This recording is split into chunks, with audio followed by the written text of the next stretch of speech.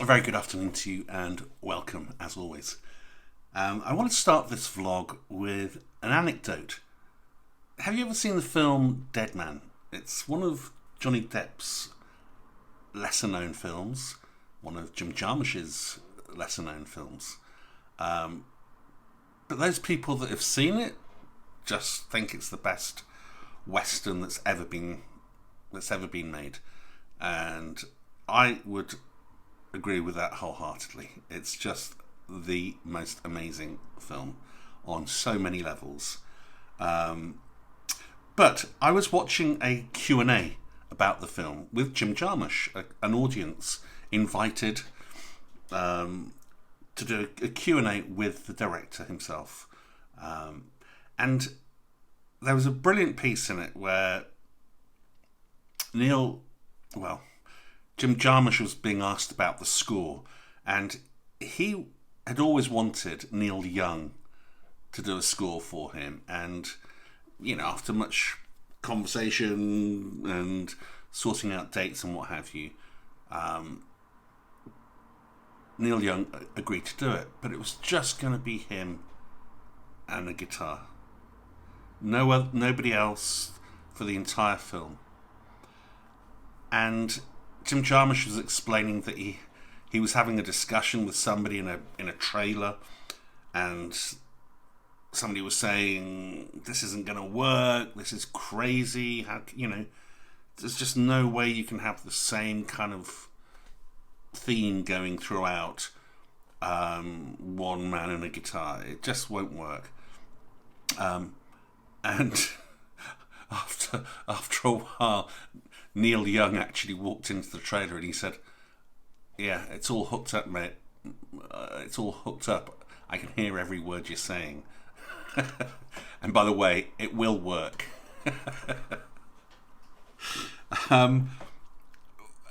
So, a bit of a leap from that to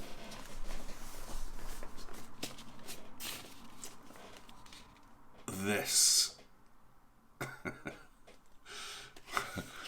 But what's the connection? It's a book by Magnum called Contact Sheets. It's just one beast of a book on many levels. Now, going back to the anecdote, some people think that all the sort of minutiae, the details, just sort of take away from the film. Just see the film, enjoy it, don't enjoy it, but just see it as that. And who wants all the nuance, all the little details? And, well, I do. I am such a huge sucker for anything like that. I absolutely love how something happens, how something is crafted, how the director decided this, who was improvising. I mean, the film is just littered with iconic actors all the way through. How he managed to get them all available, I don't know. Anyway, but have you ever seen a film set and you see the luster and you see the lighting and everything's just pristine and perfect, and then the camera pulls back and the shot begins to widen, and you start seeing cables, and you start seeing people on set, and you start seeing the lighting, and what's going on? It sort of breaks the spell. It breaks the illusion, I guess. And again, I love all this. I used to, at one point, when I was at college anyway, I struggled to go and see a film and not look at how something was lit. Was it HMI lighting? Was it underlit? I'd try and get a clue from the catchlight in the person's eye. Same with, obviously photographs. How was it lit? Was it softened? Was the light softened? Was it, are they shining huge great HMIs through that window pane to get that shaft of light coming? Everything is constructed in such a way. And, that was very much a learning process for me. And that is what this book, for me, is all about. You can even say, forget learning process. I just find it absolutely fascinating. I bought this book in Oxford from Blackwell's. I just love this bookshop. I don't get to go there very often, but whenever I've been in there, they always have special books of some description. And I bought this, and along with the Cartier-Bresson scrapbook. Yeah, that's what I mean. Just lovely little books that I don't see anywhere else. And ended up lugging this thing around Oxford. What a weight. Let me give you a little bit of, just to get this out of the way before I forget, some blurb about the book, if I can. So 508 pages. I've heard 524 pages. I don't know where they get that from. Mine isn't. Mine's 508 pages. And this is the first edition, but there is another edition with a different cover. I'll pull that out for you. And maybe that's 524 pages. I don't honestly know. This is 508 pages. It's 4,550 grams. 4.5 kilos. Over 4.5 kilos. I don't know if it's going to come across just how big it is. It's like that Helmut Newton's sumo book.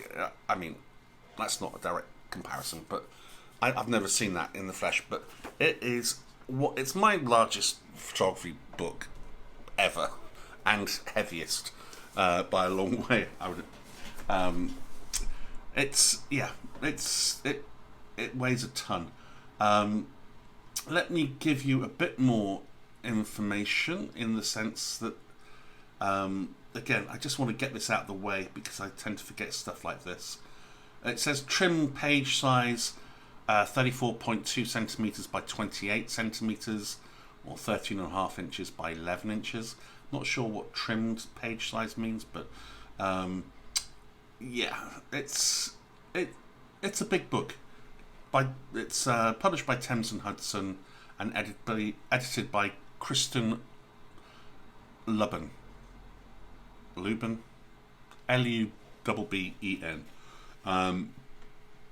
And it's basically, ostensibly, I don't want to sort of labour the banal, but it's basically a book by Magnum, a photographic agency.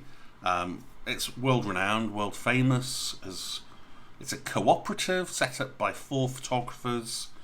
Cartier-Bresson, obviously, Robert Capa, Chim, David Seymour. I think he preferred the name Chim. I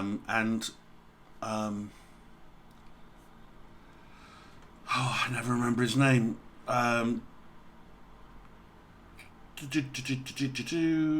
What's his name? I've got the photograph of him here. George Roger. Yeah, George Roger. Sort of people with Christian sounding surnames that throw me for some reason. Anyway, those 4 people were the founders. Cartier-Bresson is obviously a household name, I would imagine, but set up a couple of years after the war, 1947, and basically it shows you their contact sheets, or some of them, it's a cross selection. You've got numerous photographers listed here, and it sort of goes from 30 to 39, 40 to 49, 50 to 59, incrementally, and all the way up to 2010. So it's actually, there's a real section of it that's quite contemporary. Not up to the not up to the minute, obviously, but published in 2011. I think I bought mine in 2012, and the new version. Obviously, the first edition isn't in print anymore. I bought mine for about £45. They're worth, I mean, not worth, but you see them being sold for astronomical amounts now. But the second edition is, I believe, £40 from any good bookseller. So it's kind of weird. 13 years later, the price is pretty much the same. It's a bit bizarre that. I'm pretty certain I paid £45 for mine, which seemed like quite a lot of money back then, but anyway, I can't quite remember. Maybe I'm wrong about that, but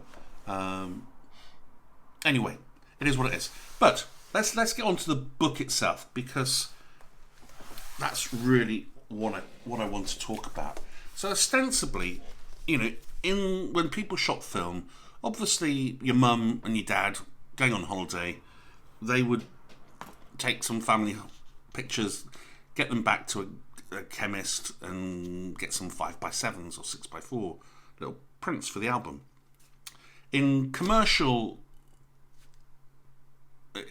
commercial world, all serious photographers, they would always print a contact sheet. Not always, but it would help them if they did. I remember at college I hated printing these. I'd work to get the development, and I just wanted to crack on with printing. But it always helped me. It always helped me. These things are just a piece of photographic paper, often put in a tray, a neg. What do you call them? I was going to say a negative holder. It's not a negative holder, but that's in essence what it is. It's just a thing with a glass sheet that comes down. You put your paper underneath, and then just shine your enlarger light.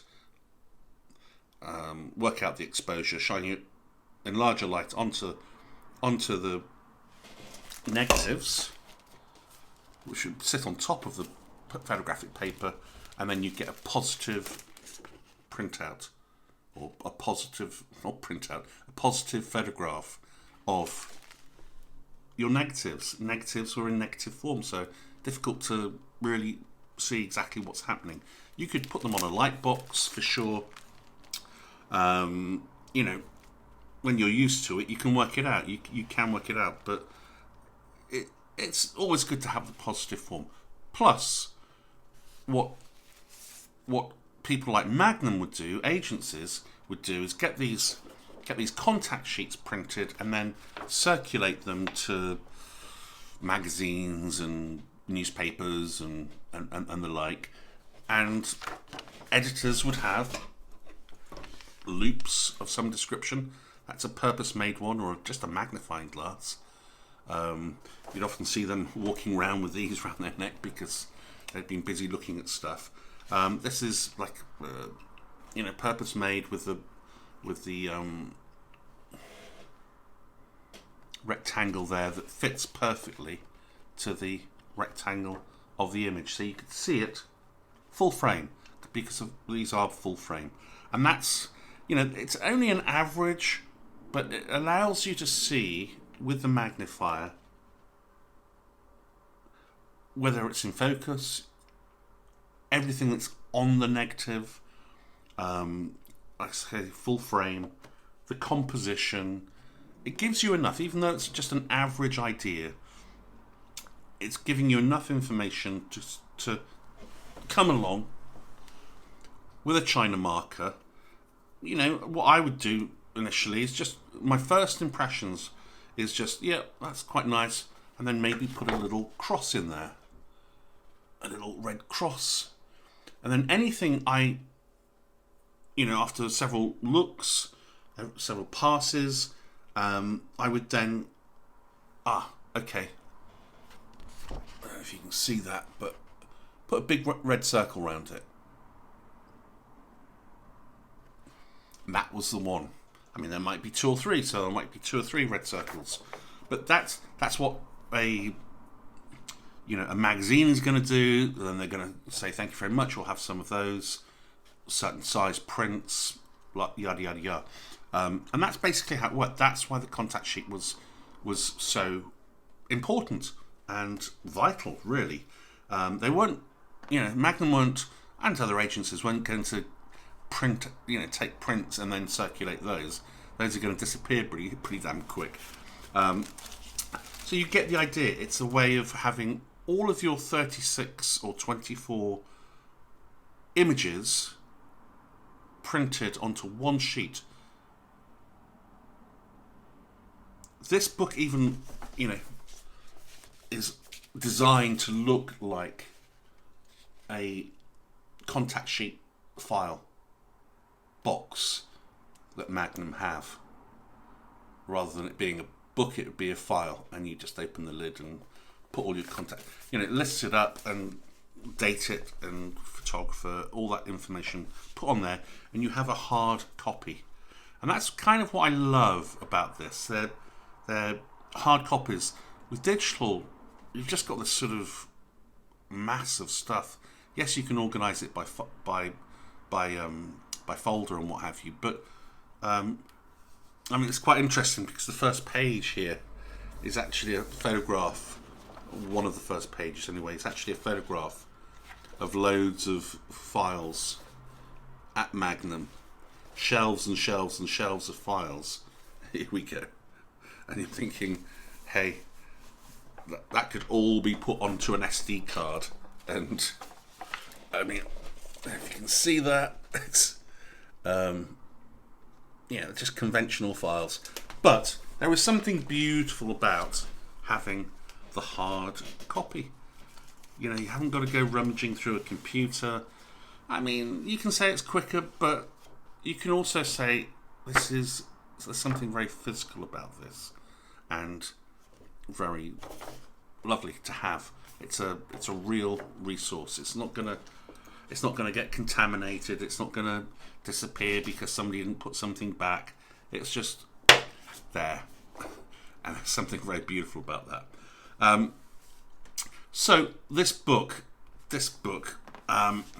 what can I say? It's a book that I've absolutely loved and revisited many, many times, and I get something different from it every time. I don't think I will ever get tired of looking at this book. It gives you this beautiful, beautiful insight. When I talk about nuance, and yes, you can watch the film, but how fascinating to hear all the little details about how it came about, and Robbie Mueller, the DOP who filmed it, who was Jim Jarmusch's favorite. He wouldn't make a film unless he was available, basically, and I can see why. He's just a fantastic, cameraman. I would argue that Robbie Mueller was this amazing guy that shot like a photographer. He saw things in very simple terms. Dum-da-dum-da-dum-da-dum. Wasn't fancy, didn't do, special effects. Just a beautiful storyteller. Amazing. So this book is just filled, absolutely filled with,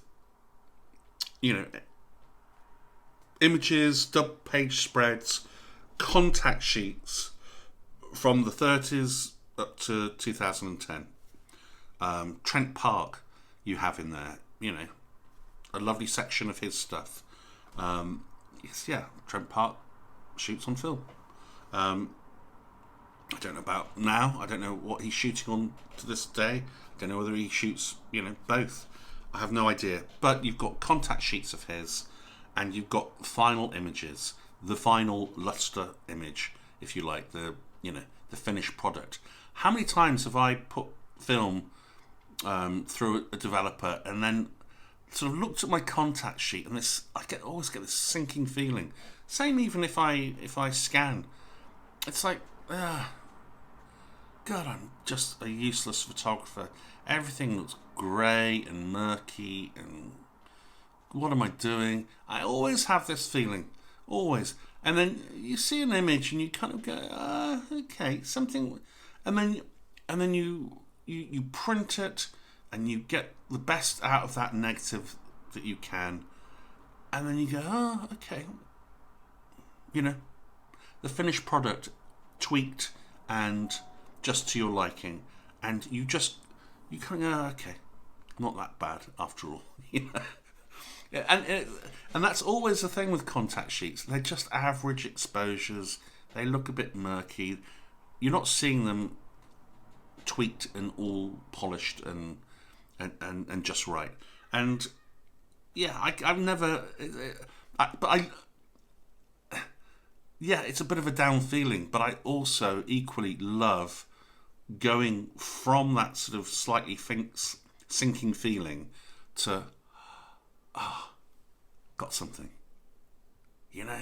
polish it up and get that shine, and suddenly you have something, and it's just a wonderful feeling apart from anything else, for me anyway. And that's what this book is about. You've got so many different subject matters. You've got Joan Crawford's eyelashes, Joan Crawford, shot by Eve Arnold. You've got Martin Luther King. You've got, the subject matters are vast, absolutely vast. You have script as well. So what the photographer was thinking, what was happening at that given time, the minutiae, the details, the stuff that you don't see in the photograph, the polished photograph, all that wonderful detail. It's just fascinating. It's absolutely fascinating. Like I say, that might, guy painting the Eiffel Tower, looking like he's doing a dance way up high without any kind of ropes or safety stuff. He's not even wearing a helmet. I mean, how long would it have taken to paint apart from anything else? And boy, that would have been a dangerous job. You've got Elliot Erwitt and just all these wonderful, wonderful photographers who have taken, fantastic images. But again, you see the Elliot Erwitt stuff, the contact sheet, and you see the progression of what's important to him, what's happening, the build-up, how things didn't quite go so right, and, I'll just have a baby on the bed by itself. No, I won't. I'll have a baby and the mother by themselves. Then I'll hold the baby. All these different little, what's going to work. And then you see that red china marker around those images. And you can kind of go, is that the best one? Would you agree that's the best one? Is that really... Yeah, it probably is. Or no, it isn't.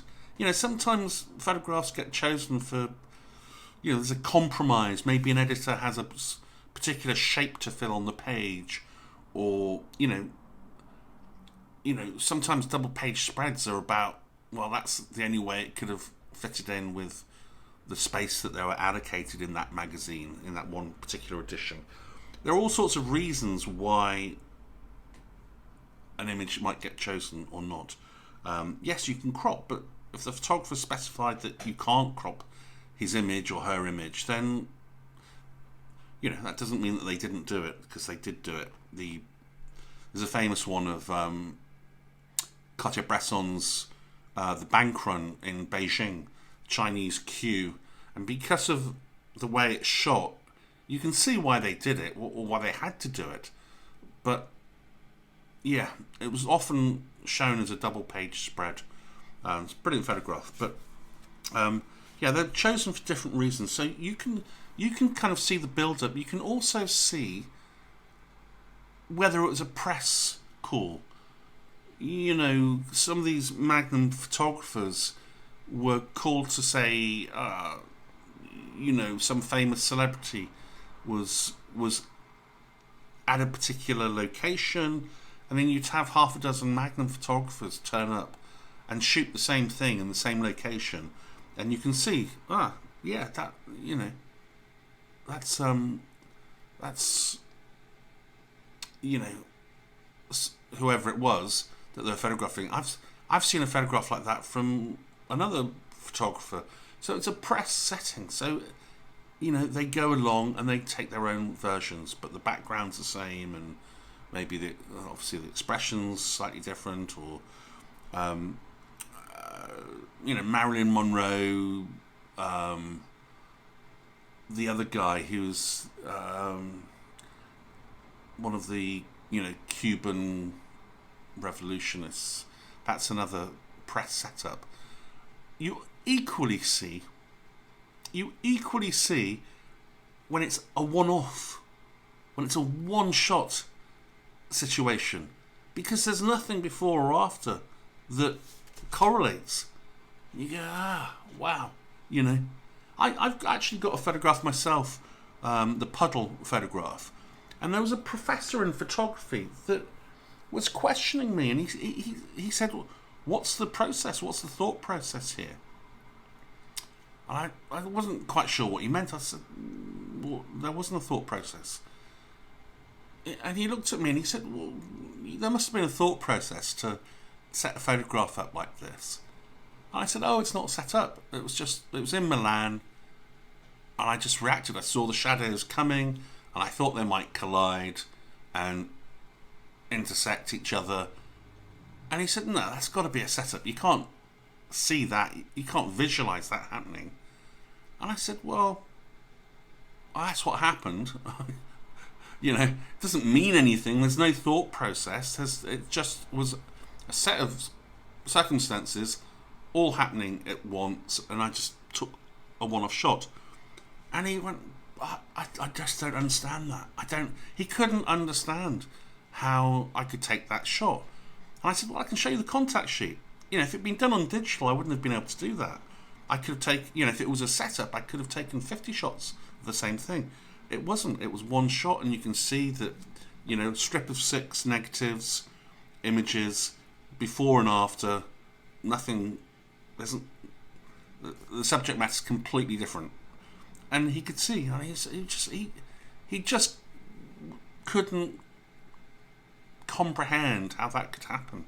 But yeah, you know, it was what it was. But that's what I'm talking about. That's what you see in the contact sheet. You see the thought process. You see, you know, a lot of interviews were done like that at Magnum. Don't bring me your images, your polished images. Bring me your contact sheets. I want to see what you're doing. I want to see your composition. I want to see your tenacity in trying to, you know, this book opens with Cartier-Bresson. It's a brilliant look at, you know, one of his famous shots of the kids in Seville, larking about. One of whom is on crutches, and it's the hole through the wall shot. Absolutely brilliant, and he actually nails it in his first shot. You know, some photographers say, oh, I need 10 shots just to warm up, just to get my eye in. You know, nothing happens until frame 12 or whatever, you know, that's their lucky number or something. Here you see Cartier-Bresson, the master at work, nailing it in the first shot. And then you kind of see, well, it's a very, you know, fluid kind of situation. Kids moving and, you know, unpredictable elements happening. But he's trying to keep the whole, because it's a great frame. It's a great shot in itself. And I don't know what it's depicting. Maybe a war, you know, like a shell that's gone through that. I'm not sure. I haven't read up on it. I can do here because I've got the blurb that goes along with it. Anyway, you can see his thought process. He's got some film. He's not shooting anything else. He's not having to be precious with his film. And I've got one. He's probably got this feeling, yeah, I've nailed that one. I've got one in the can. But let's see if there's anything else that materializes, that happens, that emerges if I keep working it. And what he's shot, 16 images. I'm not sure why 16. But all on that one. And then you get the big print afterwards. Which, that's actually not the one. I don't know if that's the famous one. The one for me that's famous is the other one, the first one, with the lad on crutches. So I'm not sure, which they've marked here. But the big print is of the other image, which is also marked with the China marker. But you can see what went on in that scene. You're not just looking at passively one polished image. And you have the text to go with it, which is, you so rarely see anything like that. This book is a brilliant resource for just how, not, I'm slightly reluctant to say it's, how you take photographs. No, it's just a fly on the wall, extra detail about what was going on. You also see that photographers got things wrong. They got the exposure wrong. They, maybe even forgot, some of them are blacked out, and you kind of go, did they forget to take the lens cap off? Which is quite a lovely thing in a sense, isn't it? It means, they're human. They're not extraordinary. They're people going about doing what they do to the best of their ability. And you see, this is the, the Renibury Che Guevara. So I've seen other shots like that. He's got a whole film there of Che Guevara and Che Guevara. I've seen other photographers who've taken him, who've shot him with just, in exactly the same setting. And they're quite famous photographs. I'm not... I won't get into who's a better, but I'm damn certain these were, there were several photographers there who'd been invited or been given the PR slip to say they're going to be here at this particular hotel or whatever at a certain time on a given day. And that's, that again is just, it's just a beautiful extra information. It's Neil Young saying, hey, it will work, and I can hear every word you're saying. You'd never know about that, would you? You'd never know about that. It's just a beautiful little detail. Whether it's you look at the contact sheets and learn directly if you're getting into photography, and you can actually learn from it. I don't know. Not so much. Not in actuality. But but you can learn about the situation. You can learn about what was going on. You can learn how many shots they took to arrive at the polished version, or, as I say, whether it was just a fleeting little moment that they managed to capture in that split second. And that's just, I think, gold. It's absolutely gold to me. It's just fascinating. I love interesting stuff. It's that, it doesn't